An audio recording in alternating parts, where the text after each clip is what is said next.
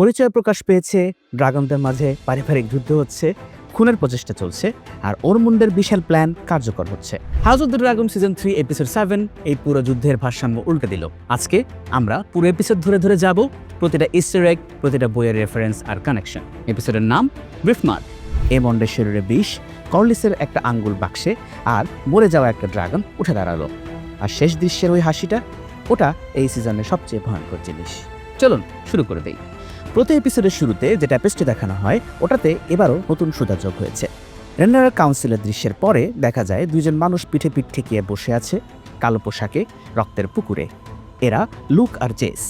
খেয়াল করেন, লুকের শরীরের নিচের অর্ধেকটাই নেই, ঠিক যেভাবে ড্রাগন তাকে 2 টুকরা করেছিল। তারপর ট্যাপেস্ট্রি ঘুরে যায় গ্রিন সাইডে।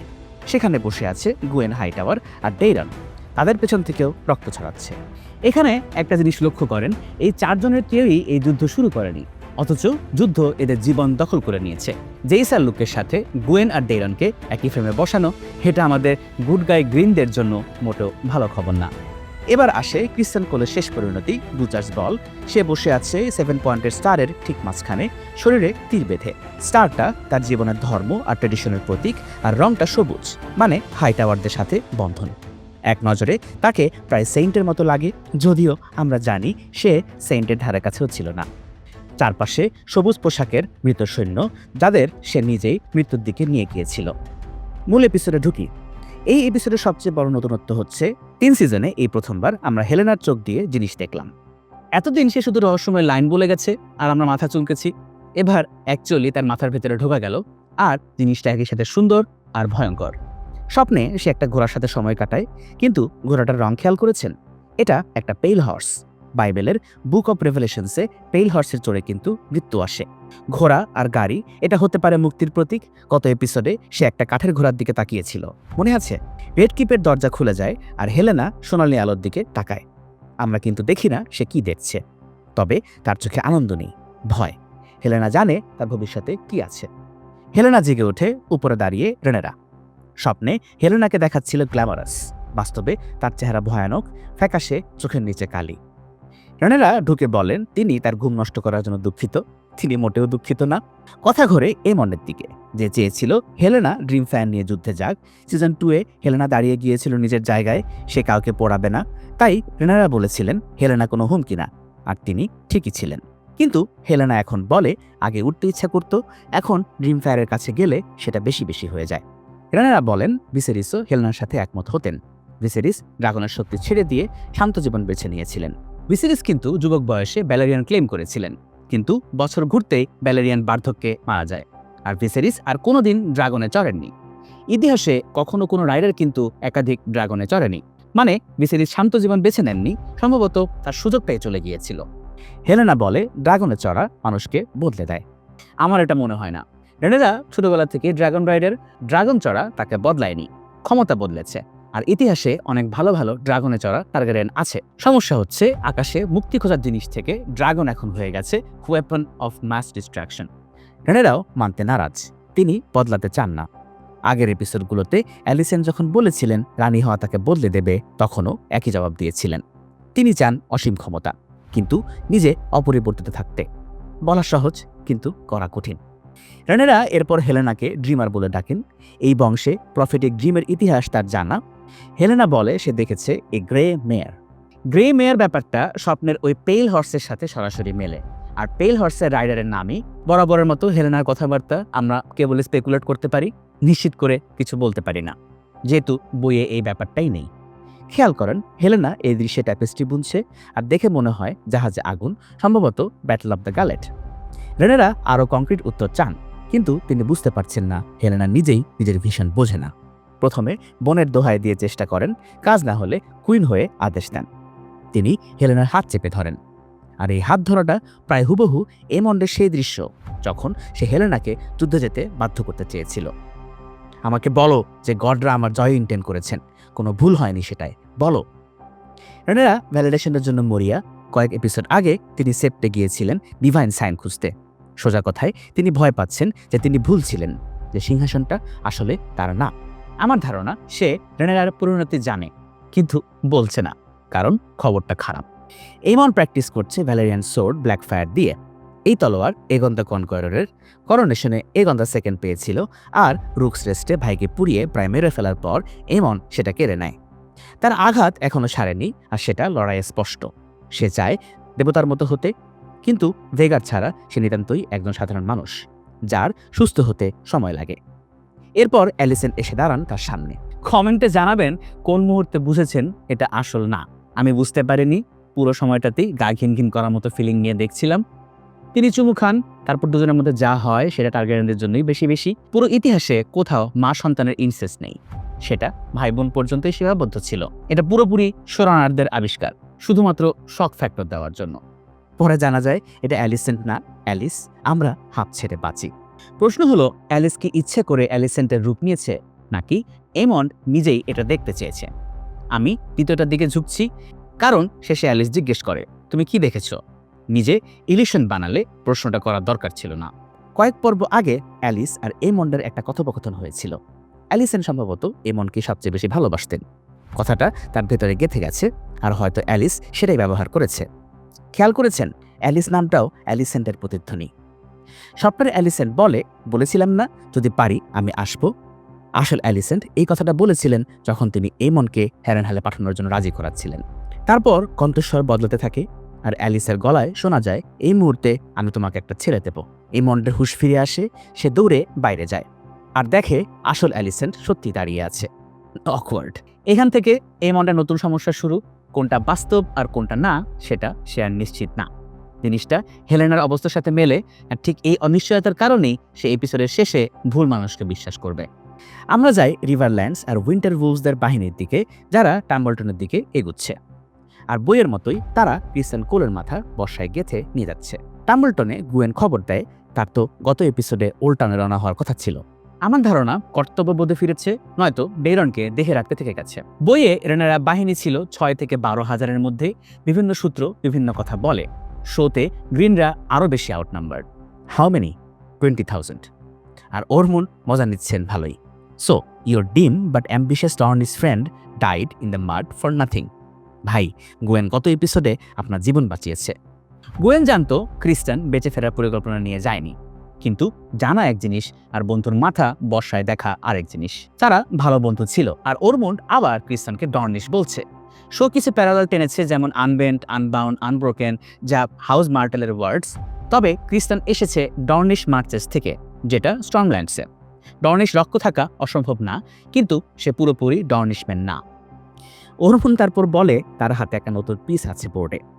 আমরা ভাবতে বাধ্য হই সে কর্লিস ভ্যালারিনের কথা বলছে, কিন্তু এপিসোডের শেষে জানা যাবে তার ট্রাম্প কার্ড কর্লিস না, উলফ। ওরমুন্ড পুরো সিজন ধরে দাবা খেলছে, ছোট ছোট চাল, ধৈর্য ধরে, লং গেম। প্রশ্ন হলো, 20,000 সৈন্যের অল আউট অ্যাসল্টের সামনে দাবা কতটুকু কাজে দেবে? ক্যারাক্সিস নিয়ে ডেইমন ফেরেন আইরিতে, আর সোজা হেঁটে যান মুন্ডরের সামনে লেডি জেইন অ্যারেনের মুখোমুখি হতে। এই লোকের ভয়ের বলে কিছুই নেই। লেডি জেইন বসে আছেন, তার কোলে একজন নারী। ইতিহাস বলে জেইন অ্যারেন কখনো বিয়ে করেননি, তার সঙ্গী ছিলেন লেডি জাস্টিন রেডফোর্ড। বইও ইঙ্গিত ছিল যে তিনি নারীর সঙ্গে পছন্দ করতেন, আর শো সেটা কনফার্ম করে দিল। জেইন বলেন, the villagers gossip of a wild girl in the mountains living among nettles and sheep. বইয়ে শিপ সিলারের রাইডার একজন পেজেন্ট মেয়ে নাম নেটলস। শো সেই জায়গায় বসিয়েছে রেইনাকে। এখানে এই নামটা প্রথম বলা হলো। ডেমনের দরকার জেইন চুপ থাকুক, আর তাকে অনিচ্ছায় বলতে হয় প্লিজ। জেইন এই অনিচ্ছা উপভোগ করছেন, কারণ ডেমনের প্রথম স্ত্রী ছিলেন ভেলের মেয়ে, আর এটা ওপেন সিক্রেট যে ডেমন তাকে খুন করেছেন। এদিকে বেইলা আর অ্যাডাম ভেগারকে খুঁজছে, আর বেইলার সুর বদলে গেছে। শুরুতে সে মরিয়া ছিল নিজের যোগ্যতা প্রমাণ করতে, এখন তার ভেতরে অভিমান জমছে। She thinks of us only as tools to be wielded. আমার ধারণা এর পেছনে এলেনের সাথে তার নতুন সম্পর্ক, যেটা বেইলাকে মনে করিয়ে দিচ্ছে সে আসলে কে। অ্যাডাম এসে বলে ডেমনের সাথে কথা বলে তাদের লেজিটিমাইজ করানোর ব্যবস্থা করতে, যাতে হাইবর্ন লেডিজদের বিয়ে করা যায়। বেইলা বলে, he has spoken to you then. আর অ্যাডামের মুখটা দেখেন। পুরো সিজন জুড়ে অনেক দর্শক বলছিল বেইলা আর অ্যাডামের মধ্যে কেমিস্ট্রি আছে। দেখা গেল দর্শকরা ভুল পড়েনি, দুই ভাই না জেনেই একই মেয়ের প্রেমে পড়েছে। বইয়ে বেইলার সাথে ছিল অ্যালিন, তাই এই লাভ ট্রায়াঙ্গেল পুরোপুরি শোয়ের নিজের। বেইলা একটা ভালো কথা বলে, ড্রাগন থাকলে টাইটেল লাগে না, যদিও তার মুখে এটা সহজ শোনায়, কারণ তার দুটোই আছে। তারপর আকাশে ক্যারাক্সিস। ভেইগারের রিভারল্যান্ডস ধ্বংসযজ্ঞ নিয়ে একটা থিওরি শুনেছিলাম। এমন শারীরিকভাবে এই অ্যাটাকগুলোতে নেই, তবে হতে পারে সে ঘুমের মধ্যে সাইকিক লিঙ্ক দিয়ে ড্রাগন চালাচ্ছে। মূল গেম অফ থ্রোনসে ওয়ার্গিং আমরা অনেকবার দেখেছি, কে জানে, হতেই পারে। অ্যালিসেন্ট তার পালানোর গল্প নিয়ে মিথ্যা বলছেন, আর এমন প্রায় শুনছেই না। অ্যালিসেন্ট ভাবছেন তিনি ধরা পড়েছেন। আসলে এমন অস্বস্তিতে আছে, কারণ কিছুক্ষণ আগে সে মায়ের রূপে অন্য কারো সাথে ছিল। অ্যালিসেন্ট আসলে চাইছেন স্যার এড্রিয়ান রেডফোর্টের ব্যাপারে এমন্ডের আস্থা তৈরি করতে, কারণ ওই লোকই রেনারার পাঠানো ঘাতক। এমন্ড তাকে থামিয়ে চুল স্পর্শ করে। সে নিশ্চিত হতে চায় এটা সত্যি অ্যালিসেন্ট, অ্যালিস না। অ্যালিসেন্ট বলেন, you are all I have left. আর ঠিক এই লাইনটাই তার স্বপ্নের অ্যালিসেন্ট বলেছিলেন। এমন্ড থমকে যায়, তারপর হেঁটে চলে যায়, আর অ্যালিসেন্ট বুঝতেই পারে না কি হলো। উঠানে গিয়ে এমন্ড দেখা করে স্যার এড্রিয়ানের সাথে। এড্রিয়ান বলে দ্য কুইন ওয়াজ ট্রিটেড শেমফুলি। শোতে অ্যালিসেন্টের সাথে রেড কিপে খুবই ভদ্র ব্যবহার করা হয়েছিল। বিনিময়ে অ্যালিসেন্টও মোটামুটি ভদ্রই ছিলেন। বইয়ে গল্পটা অন্য। সেখানে তাকে সোনার শিকল দিয়ে বেঁধে রাখা হয়, আর সেখান থেকেই তার নাম হয় দ্য কুইন ইন চেইনস। তারপর এমন্ড এক কোপে স্যার এড্রিয়ানকে মেরে ফেলে। অ্যালিসেন্ট ভাবেন ধরা পড়ে গেছেন। না, কারণটা আলাদা। এমন চায় না হ্যারেনহালের গোপন কথা বাইরের কেউ জানুক। গত এপিসোডে অ্যালিস তাকে জানিয়েছে এখানে ড্রাগন এগের একটা ক্লাচ আছে। এটাই এখন তার সবচেয়ে বড় সম্পদ। ওরমুন্ড খাবার টেবিলে বসে মাংস নিয়ে অভিযোগ করছে, আর ওয়েস্টেরসের প্রথম ভেজিটেরিয়ান হওয়ার কথা ভাবছে। সে কর্লিসকে ওয়াইন অফার করে। কর্লিস মানা করেন। মানুষটা বুদ্ধিমান। ওরমুন্ডের উদ্দেশ্য পরিষ্কার। কর্লিস তাদের হাতে থাকলে ভ্যালেরিয়ান বাহিনী কিংস ল্যান্ডিং রক্ষা করতে যাবে না। ডেইরন অবশেষে মুখ খোলে, হাউ উইল দ্যাট হেল্প? আর এই ছেলেটাই টেবিলের একমাত্র রিয়েলিস্ট। কিংস ল্যান্ডিং ধ্বংস করে কি লাভ যখন 20,000 সৈন্য দরজায়? ওরমুন্ড ভাবছেন তিনি 4D চেস খেলছেন, কিন্তু সিংহাসনের মোহ তাকে সামনের বিপদ দেখতে দিচ্ছে না। ওরমুন্ড তারপর তোষামত করে, you are a travel band, you have seen the world's wonders. Corlys তার 9টা মহাসমুদ্র যাত্রার জন্য বিখ্যাত ছিলেন, যেখানে তিনি তার হাউসের সম্পদ দ্বিগুণ করেছিলেন আর নাম পেয়েছিলেন দ্য সি স্নেক। তারপর সে রেনিসের মৃত্যু নিয়ে ঠাট্টা করে, আর কর্লিস উঠে যান। ওরমুন্ড জানেন না কর্লিস আর রেনিসের বিয়ে শুধু রাজনৈতিক ছিল না, তারা দুজনকেই ভালোবাসতেন। ওরমুন্ডের দোষ নেই, এই ওয়ার্ল্ডে নোবেলদের মধ্যে সত্যিকারের ভালোবাসার নজির নেই বললেই চলে। স্ত্রী আর 2 সন্তান হারানোর পর কর্লিসের কাছে বাকি আছে শুধু অ্যালিস, অ্যাডাম, বেলা আর রেইনা। তাকে টিম গ্রিনে টেনে আনার সম্ভাবনা নেই বললেই চলে। আর যাওয়ার আগে ওরমুন্ড ছুরিটা বের করে। ওহ লর্ড কর্লিস, বিফোর ইউ গো। গত এপিসোডে আমরা দেখেছিলাম ওরমুন্ড সহিংসতা দেখলে গা গুলিয়ে ফেলে। কথাটা ঠিক না। ডেইরন যখন ক্যাটের ভাইকে মারল, সে নির্বিকার ছিল। সে বমি করেছিল জন রক্সনের সেই কোপে, যেখানে সৈন্যের নারী ভুঁড়ি পেরিয়ে এসেছিল। সমস্যা গন্ধে, সহিংসতায় না। ডেইরন আর গুয়েন আলোচনা করছে কিভাবে বাঁচা যায়। সৈন্যদের অস্ত্র নামাতে বলা, ডেইরনের টেসারেন নিয়ে উড়ে যাওয়া, আত্মসমর্পণ, একটাও কাজ করবে না। ফেক স্যারেন্ডারের পর ওই চাল আর চলবে না। গুয়েন পরামর্শ দেয় ডেইরন যেন উড়ে পালায়। ডেইরন রাজি হয় না। সে এমন রাজা হতে চায় না যে নিজের মানুষদের ফেলে পালায়। গুয়েন কোলের জন্য কষ্ট পাচ্ছে। ডেইরন তাকে সান্ত্বনা দেওয়ার চেষ্টা করে। আর এখানে একটা দারুণ কন্ট্রাস্ট। ডেইরন বলে তার ছোট হয়ে যাওয়ার ভয় নেই। এগন এর ঠিক উল্টো, যে ইতিহাসের বইয়ে নিজের নাম নিয়ে অবসেসড। ডেইরন রাজা হতে চায় না, আর ঠিক এই কারণেই সে সবচেয়ে ভালো শাসক হতো। গত সপ্তাহে আমরা থিওরি দিয়েছিলাম ওরমুন্ড হয়তো ডেইরনকে মার্টার বানাতে চায়। আমার এখন মনে হয় ওরমুন্ড তার আগেই মরবে, ডেইরন ধৈর্য হারাবে, আর টেসেরিয়ানকে দিয়ে কিছু একটা করে বসবে। এপিসোড 4 এর পারফেক্ট পে অফ হবে, কারণ ওরমুন্ড ড্রাগন ঘৃণা করে। টরেন ম্যান্ডারলি অভিযোগ করছেন সাধারণ মানুষ তাকে ঘৃণা করছে। রেনেরা আঙ্গুল তার ভেতরে অস্থিরতা প্রকাশ করছে। মাস্টার অফ কয়েন হিসেবে জনপ্রিয় হওয়া প্রায় অসম্ভব। জেহেরিস দ্য কনসিলিয়েটরের এক মাস্টার অফ কয়েন রাস্তায় খুন হয়েছিলেন। টরেন বলেন তাকে ট্যাক্স দিতে দেওয়া হচ্ছে না। বইয়ে ঝামেলা শুরু হয়েছিল প্রচুর ট্যাক্স বসানোর কারণেই। তিনি আরও বলেন, মনে হচ্ছে আমাকে স্কেপগোট বানানোর জন্য এই পদে বসানো হয়েছে। মিজারিয়া আর রেনেরা ঠিক এই কারণে তাকে এই পদে বসিয়েছিলেন। আর এই লাইনের পর মিজারিয়ার মুখের এক্সপ্রেশনটা এপিসোডের অন্যতম মজার জিনিস। তারা দুজন মুখ চাওয়াচাবি করে। কাউন্সিলের বাকি সব খবরও খারাপ। কর্লিস নিখোঁজ, অ্যালিসেন্ট বা স্যার এড্রিয়ান এর কোনো খবর নেই। আর ডেমন আবার কাউকে না বলে ভেলে চলে গেছেন। সাবিতা ফ্রে আবার হ্যারেনহালের প্রসঙ্গ তোলেন, আর রেনেরা বিরক্ত হয়ে বলেন জাস্ট টেক ইট। তারপর বেইলা আর অ্যাডাম ফেরে শিফসিলারের রাইডারের খবর নিয়ে। রেনেরা বুঝে যান ডেমন মিথ্যা বলেছেন, আর ব্যাকগ্রাউন্ডে সেই উঁচু টোনটা আবার বাজে, যেটা এই সিজনে প্রতিবার রেনেরার মানসিক ভারসাম্য টলে যাওয়ার সময় বেজেছে। বিশ্বাসঘাতকতা তিনি নিতেই পারছেন না। মিজারিয়া প্রথম থেকেই সন্দেহ করেছিল ডেমনের আনা মাথাটা ভুয়া। Whose head is that? কিন্তু চুপ ছিল। কারণ সে জানতো রেনেরা তার কথা বিশ্বাস করবে না, আর এখন সে সুযোগটা নিচ্ছে। আপনি আর আমি জানি সে মিথ্যা কথা বলার থেকে অনেক খারাপ কাজ করতে পারে। কথাটা মিথ্যা না। ডেমন প্রথম স্ত্রীকে খুন করেছেন, রেনেরার সাথে অ্যাবিউজিভ আচরণ করেছেন, আর একটা শিশুর মৃত্যুর নির্দেশ দিয়েছেন। But is there anything Daemon could do that you would truly not believe? Mysaria এরপর রেনেরার হাত ধরে আর সাথে সাথে সরিয়ে নেয়। এক মুহূর্তের জন্য সে তার নিজের অবস্থান ভুলে গিয়েছিল। এদিকে ল্যারিস, টাইল্যান্ড আর এগন চলেছে মেডেনপুলের দিকে। সেখান থেকে জাহাজে ব্রাভোস। মেডেনপুলের শাসক হাউস মুটন। এগন বলে, they can't have heard about me. ঠিকই, তারা শোনেনি। তারা খুঁজছে টাইল্যান্ড ল্যানিস্টারকে রানীর শোনার জন্য। কর্লিস গত এপিসোডে অ্যালেনকে এই তথ্য দিয়েছিলেন, আর সেটা রানীর কানে পৌঁছেছে। ফ্রেমটা খেয়াল করেন, এগনের দুই কাঁধে দুইজন, ক্লাসিক শয়তান আর ফেরেশতার কম্পোজিশন। ল্যারিস হচ্ছে বেঁচে থাকার প্রবৃত্তি, টাইল্যান্ড হচ্ছে আনুগত্য।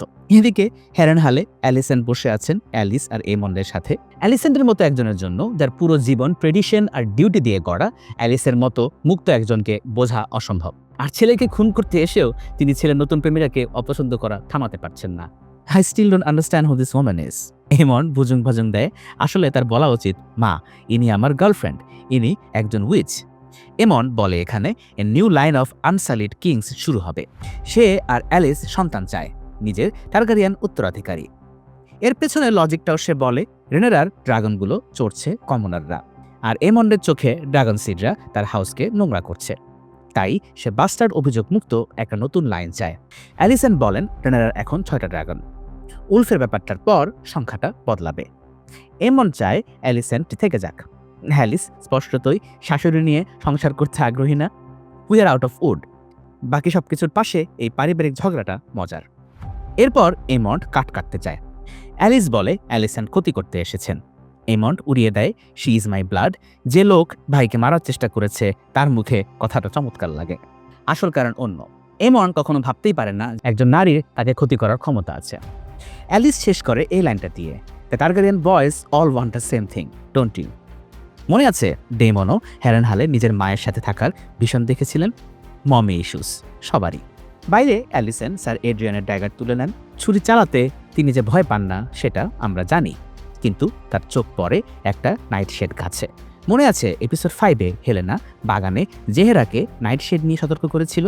আজ অ্যালিসেন্ট সেই বিষ দিয়েই নিজের ছেলেকে মারতে যাচ্ছেন। এদিকে এগনদের দল ফেরে রুক্স রেস্টে।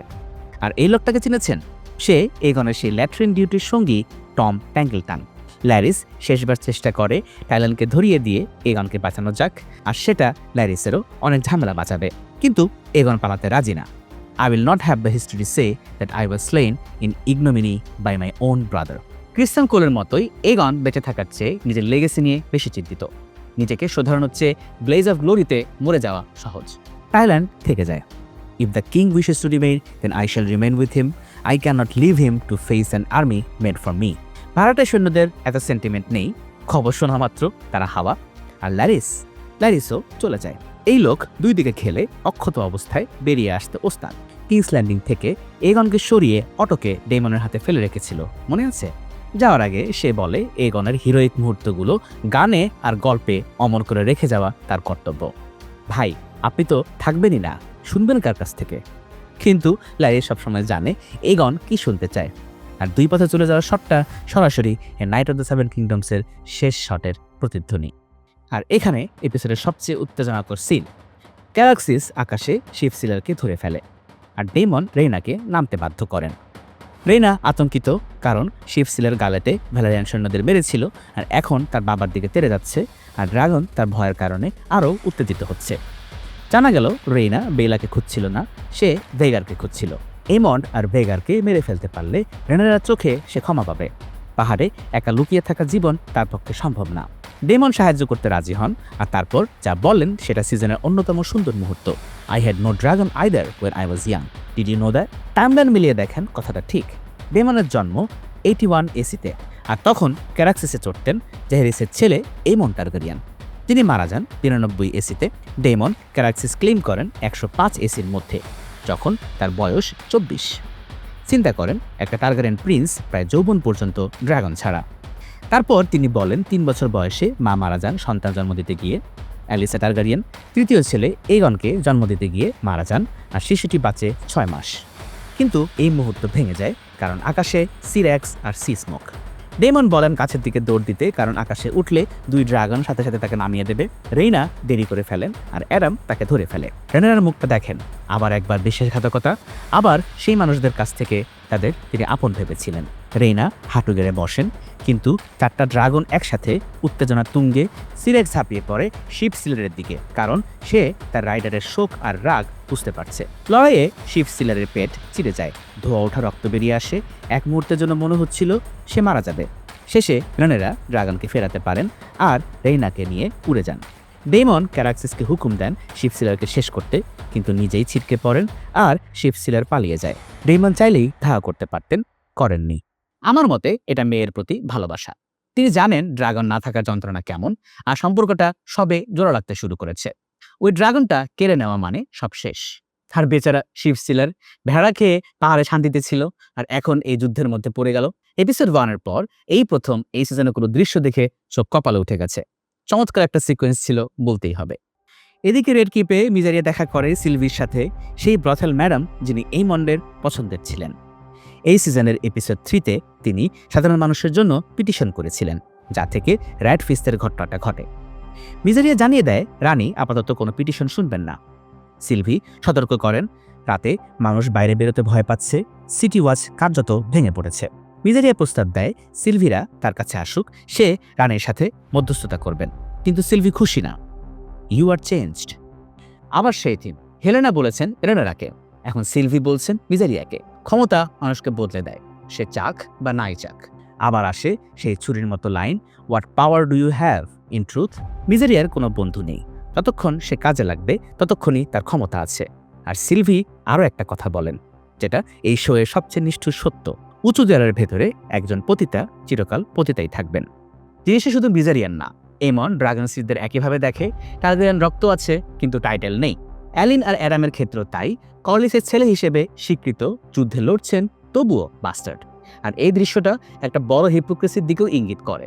যে ধনী মানুষ বলে সে ম্যান অব দ্য পিপল, ধনী হওয়ার মুহূর্তেই সে ওই ক্লাস থেকে বেরিয়ে গেছে। এবার বেশ কিছু কুইক সিন। ড্রাগন পিটে রেনেরা, অ্যাডাম আর রেইনা ফেরেন। রানীর নির্দেশ, ওর জন্য একটা রুম খুঁজে বের করো, আমি তাকে দেখতে চাই না। ঠিক যেভাবে তিনি বেলার দিকে তাকাতে পারেন না। 2 বোনকেই তিনি ছেলের মৃত্যুর জন্য দায়ী করছেন। এদিকে হেরেনহাল এমন আবার প্র্যাকটিস করছে। অ্যালিসেন ঢোকেন, এটা তার প্রায় হুবহু সেই ভিশনের দৃশ্য, কিন্তু এবার সত্যি আর উদ্দেশ্য সম্পূর্ণ আলাদা। আর একটা ক্লাসিক মা ছেলের কথোপকথন হয় নতুন গার্লফ্রেন্ডকে নিয়ে। Your friend Alice, she is not my friend. এই অ্যালিসেন্ডের অভিনেত্রী অলিভিয়া কুকের একটা টিভি সিরিজ আছে, দ্য গার্লফ্রেন্ড। ওখানে তিনি গার্লফ্রেন্ডের চরিত্র করেন, আর এখানে মায়ের। আর ডায়নামিক হুবহু এক। গার্লফ্রেন্ড আর ছেলের মা একজন একজনকে সহ্য করতে পারেন না। তবে ওটা একটা সাইকোলজিক্যাল থ্রিলার, আর এটা একটা ফ্যান্টাসি টিভি শো। আপনারা সেটা দেখতে পারেন, মজা লাগবে। তারপর অ্যালিসেন্ড তাকে স্পাইসড ওয়াইন দেন, নাইট শেড মেশানো। তিনি বলেন ছোটবেলায় এটা ছাড়া এমন ঘুমাতে পারতেন না। এপিসোডের সবচেয়ে বিষণ্ণ জিনিস এটাই, মা আর ছেলের একটা বিরল সত্যিকারের ভালোবাসার মুহূর্ত, আর আজ তিনি ছেলেকে মারছেন ঠিক সেই জিনিস দিয়ে। তারপর এমন স্বীকার করেন, আই ট্রাইড টু কিল এগন। পরিবারের কাউকে তিনি এটা কখনো বলেননি। সিজন 2-তে হেলেনা সরাসরি অভিযোগ করার সময়ও না, তিনি বলেন ফুলিশ বয়। আমার বিশ্বাস এটা অনেস্ট রিয়াকশন ছিল। অ্যালিসেন্ড নিজের প্রতিটা সিদ্ধান্তের জন্য অনুতপ্ত, আর সব ঘটার পরও ছেলের প্রতি কিছু ভালোবাসা তার বাকি আছে।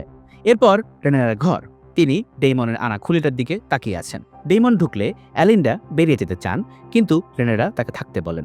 এটা একটা পাওয়ার প্লে, তিনি ডেইমনকে ঘনিষ্ঠতা দিচ্ছেন না, যা বলার সাক্ষীর সামনে বলতে হবে। ডেইমন বলেন তিনি রেইনাকে বাঁচাতে চেয়েছিলেন। রেনেরা জিজ্ঞেস করেন, from what do you think I am? এই একই কথা তিনি অ্যালিসেনকেও বলেছেন। সবাই ধরে নিয়েছে রেনেরা দানব হয়ে যাবেন। ভয়টা যুক্তিহীন না, কিন্তু তার বিরক্তিটাও ন্যায্য। তিনি হেলেনার বাচ্চাকে মারেননি, নকল ডেরনকেও মারার ইচ্ছা তার ছিল না, আর টাম্বলটন পুড়িয়ে সব সমস্যা মেটাতেও তিনি রাজি হননি। ডেইমন মুখ স্পর্শ করতে গেলে তিনি সরিয়ে দেন। এরপর আমরা যাই রেইনার ঘরে। বেইলা আসে।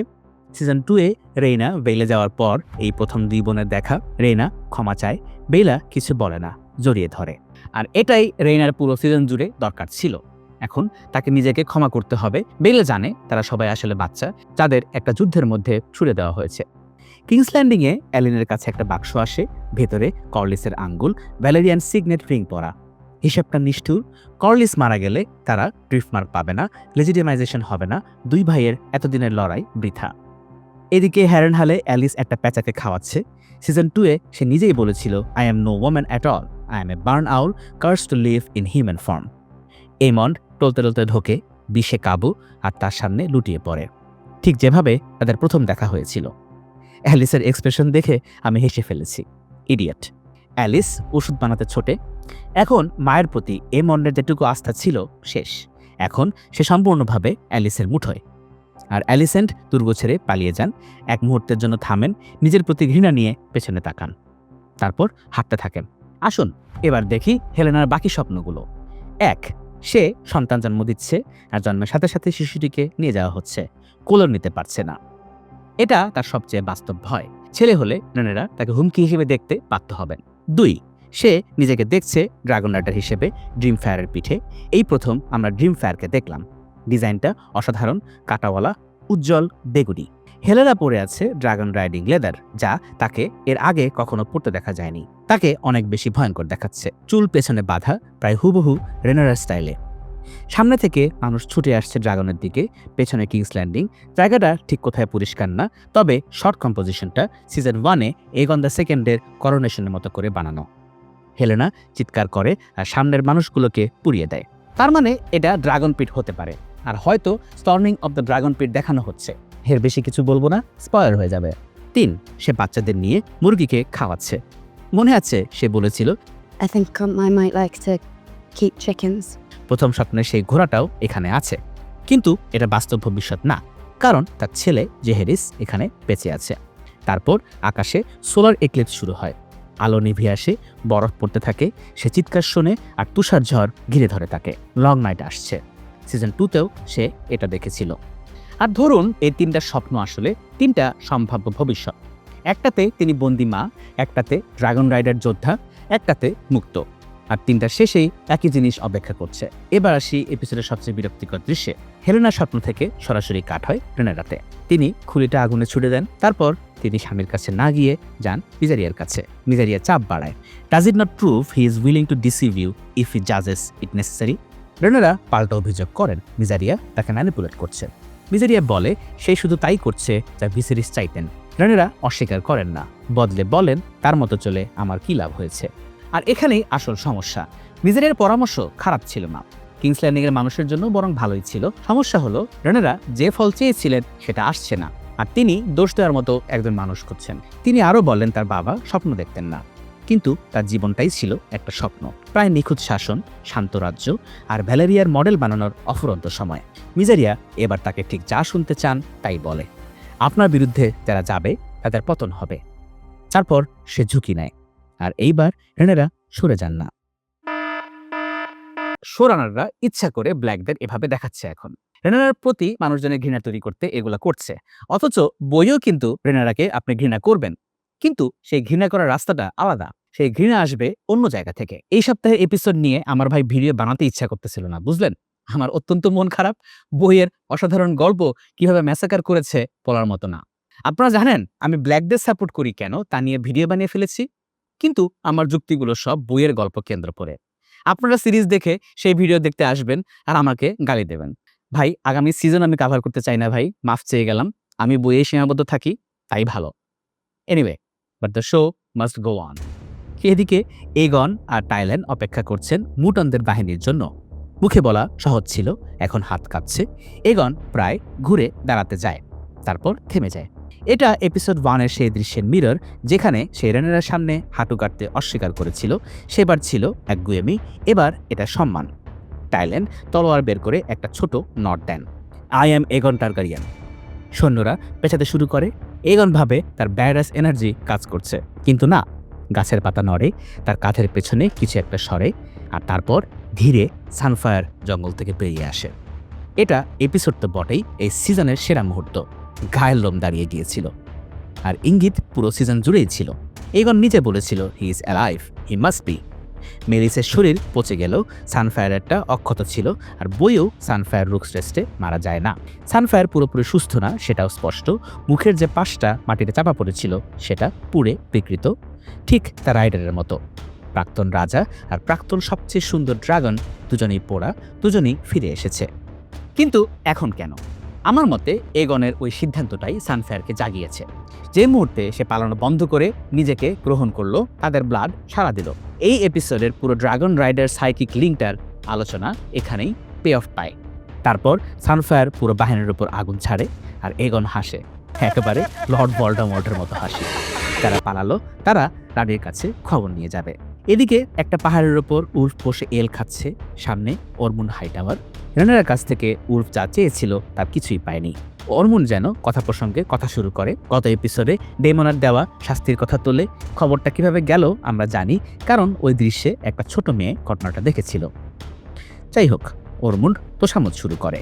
শহরের বাকিদের বলে কমনার্স, আর উলফের অপমানকে বলে an intolerable insult to someone of your stature. অথচ গত এপিসোডে সে নিজেই বলেছিল the common man is as a rule of no interest or concern. সে বলে রেনেরা উলফকে শুধু একটা টুল হিসেবে দেখে। ঠিক এই কথাটাই এই এপিসোডে বেইলা বলেছিল, নিজের লোকদের সাথে ব্যবহার ঠিক না রাখলে আনুগত্য হারাতে হয়।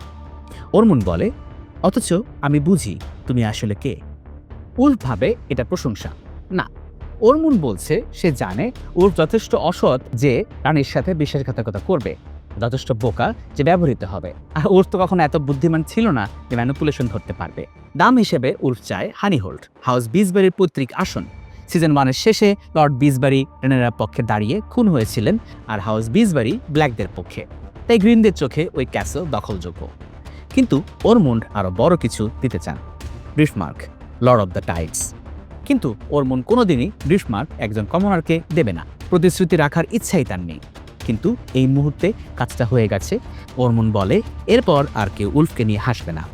আর উলফ জবাব দেয়, নো, দে উইল বার্ন। তারপর সে রক্ত শীতল করা হাসি। আমরা পুরো সিজন উলফকে নিয়ে হেসেছি, ভার, মাথাল, বোকা। আর এই এক লাইনেই শো আমাদের মনে করিয়ে দিল একটা ড্রাগনের পিঠে বসা ভার পৃথিবীর সবচেয়ে বিপজ্জনক জিনিস। হিসাব মতে এটাই সিজনের সেরা এপিসোড হতে পারত, হয়তো অনেকের মতে সেটাই হবে। কিন্তু এই এপিসোডে মানুষজনকে ব্ল্যাকদের ঘৃণা করানোর সত্যিকার কারণ দেওয়া হয়েছে। হেলেনাকে থ্রেট করা, মিজারিয়ার দ্বারা ম্যানিপুলেট হওয়া, আর ওই দৃশ্য বইয়ের ডেমনের নামপট্ট রেনেরার উপর চাপিয়ে দেওয়া হয়েছে। আশ্চর্য ব্যাপার হচ্ছে ডেমন কিন্তু রেনেরাকে বিয়ে করার পর থেকে আর কোনো মানুষের সাথে বিছানায় যায়নি এই শোতে। অথচ বইয়ে পুরো উল্টো।